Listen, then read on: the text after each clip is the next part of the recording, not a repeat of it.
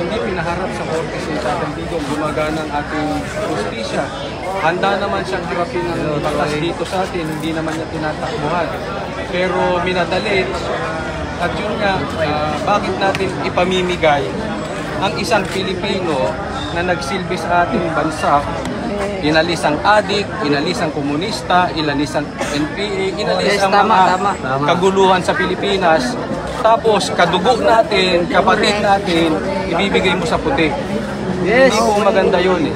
Kung si Tatay Digong nga, yung mga nasa ibang bansang Pinoy, pinagtatanggol niya. Ngayon naman, gobyerno na ito, Pinoy, ipamimigay mo sa puti, ipaliliparin mo ng basta-basta ron, eh hindi po maganda. And karapatan natin, at marami akong tinanong na abogado, even Attorney Jimmy Bondoc, Attorney Torion, at Attorney Vic Rodriguez, walang masama tayo ay maglahad ng ating damdamin. Hindi po illegal ito, basta gawin natin sa mapayapang paraan, hindi bawal ang magsalita. Kasi po, iyan po ay nasa Constitution, nasa Bill of Rights po yan. Ipaglaban natin ang ating damdamin, nilalabas natin. Hindi tayo po pwedeng basta na lang huhulihin sa bisa ng warrant of arrest na kung saan ay hindi naman tayo miyembro na. Hindi po yun ang tamang proseso. Huwag po natin aalisin ang due process sa Pilipinas.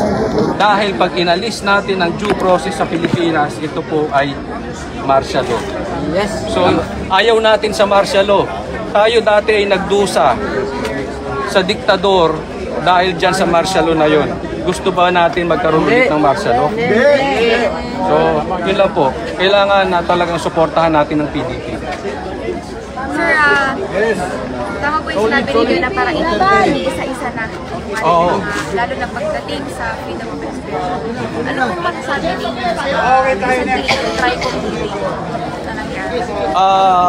Ito sa TRICOM hearing, actually, sa totoo lang, ngayon lang ako nakakita ng pastor na pipiliting ka mag-sorry. Hindi ko alam eh, kung doon sila masaya, edi ibigay natin yung gusto nila. I am sorry. Yun ang gusto nyo, di ba? Eh, ibibigay natin. Ngayon pa lang, I apologize and I'm sorry. Yun. Happy? Sir, ano po mensahe ninyo sa ating mga kababayan? Actually, ang mensahe ko sa ating mga kababayan na nagpapasalamat kami. Dahil, alam mo, kayo po yung talagang maraming naitutulong sa Duterte. Hindi po kami nasa media, kayo. Kaya, maraming salamat sa inyo, sa mga vloggers, kasi na nandito kahit hindi man vloggers yung sumusuporta kasi hindi namin ito araw-araw mababantayan. At yung ginagawa niyo dito ay taos-puso na hindi namin kayang ibalik. No? Pero maraming salamat dahil malay natin yung ginagawa niyong kabutihan ngayon, hindi man namin maibalik, maibalik naman natin si Tatay Digong. Yes, tama. Yun ang pinakamasarap pakinggan. Si Boss Dada, sa mga Pilipino na nagmamahal sa bayang Pilipinas, bantayan po natin ang ating bansang Pilipinas dahil tayo po ngayon ay pinamumunuan ng mga komunista. Sa totoo lang, ang namumuno sa atin ngayon hindi na yung gobyerno inihalal natin. Ang namumuno sa atin, hindi nakipagkutsabahan na itong ating gobyerno sa mga makakaliwa. At hindi alam ng ating gobyerno, napakadelikado ng ginagawa nilang pakikipagkasundo sa mga makakaliwa. Akala nila nakikinabang sila. Hindi nila alam, ginagamit sila ng mga makakaliwa para pag-away-awayin tayo. At in the end, pagkasira na tayo parehas, sila na yung sila na yung kukubkub sa bayan natin Pilipinas. So maging mapagmatsyag tayo.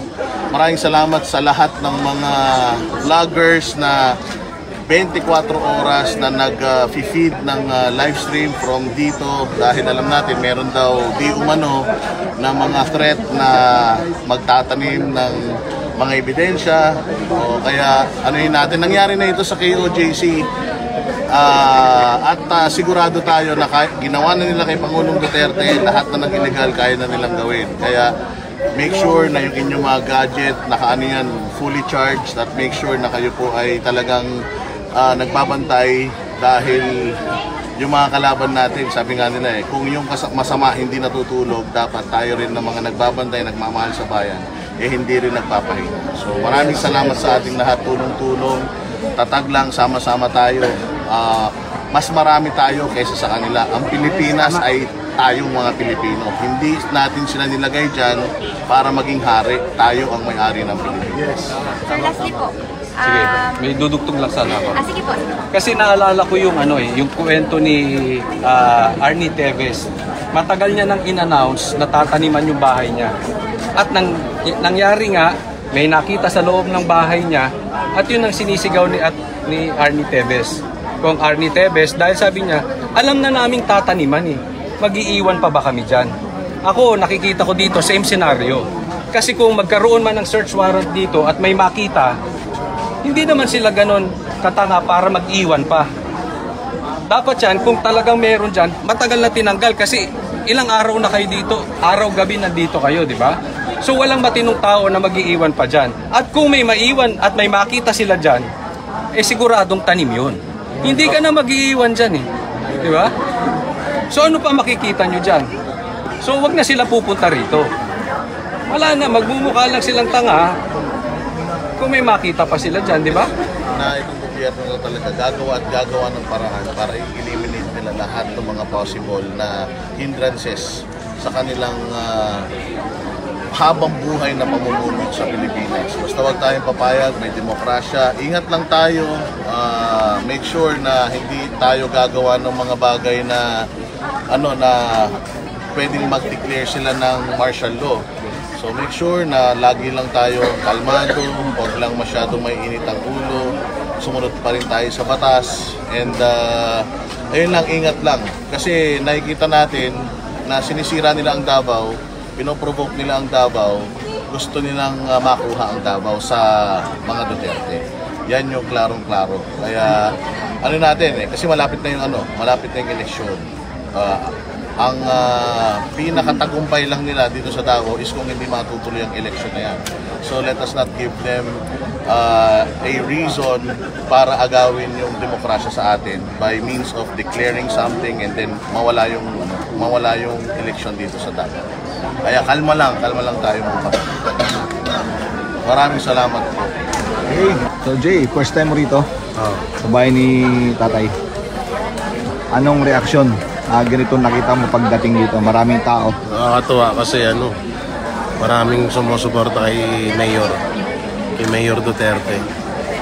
At hindi nila kasi ilang araw na to, di ba? Tingnan sabi ko si Jay, 2 weeks na. Ha? 2 weeks na. 2 weeks na, di ba? So 2 weeks na ganun. Kaya nagpapasalamat din ako sa patuloy na sumusuporta kay Mayor. Siyempre sa presidente natin, na talagang kahit anong pananakot na ginagawa. Tsaka ito, wala akong nakitang para pagka-interesan nila itong mga hayop sila. Wala nga halos na dagdag sa poste dyan sa bahay na yan. Tapos mag-interesan nila. Kaya nga ito ay talagang matatawag natin na political agenda ni Marcos para mabulabog tong Davao. So sabi nga nila, pag tahimik ang isang lugar, bulabugin nila. Kasi palagi nilang ginagawa ng issue to, di ba? Na magulo daw.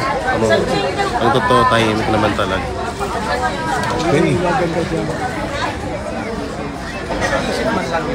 Kung hindi na tanaw ng utang na loob, huwag na lang babuyin ng Duterte. Magkaroon man lang ng puso. Kasi napaka-grabe naman ang ginawa. Yung mga sources, Salamat to. and saka natin